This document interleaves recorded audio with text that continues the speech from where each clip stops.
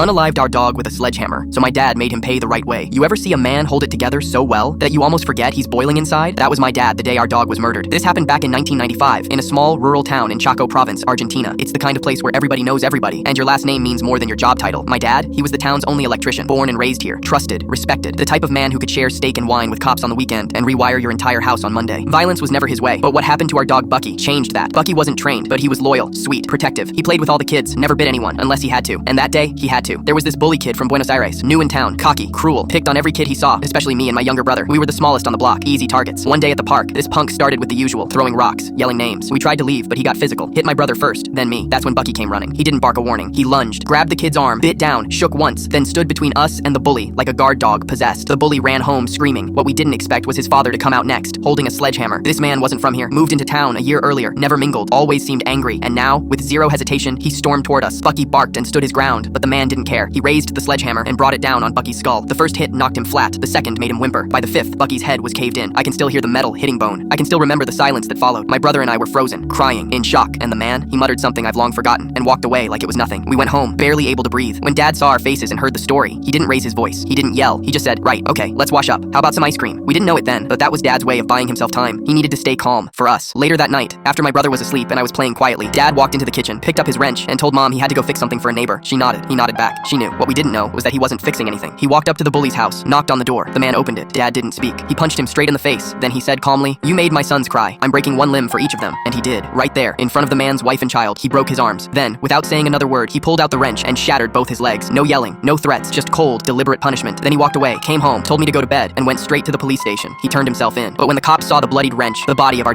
dog, and the sledgehammer still lying in the man's yard, they let my father go. A few days later, they visited the man in the hospital, and they told him, "You might want to leave this town. You're not welcome here anymore." And they did. The family packed up, vanished from our lives. I'm not saying what my father did was right, and I'm not justifying violence, but as a father now myself, I understand. When someone hurts your child and kills your dog like that, some justice comes with a wrench. Rest in peace, Bucky, and rest in power, Dad.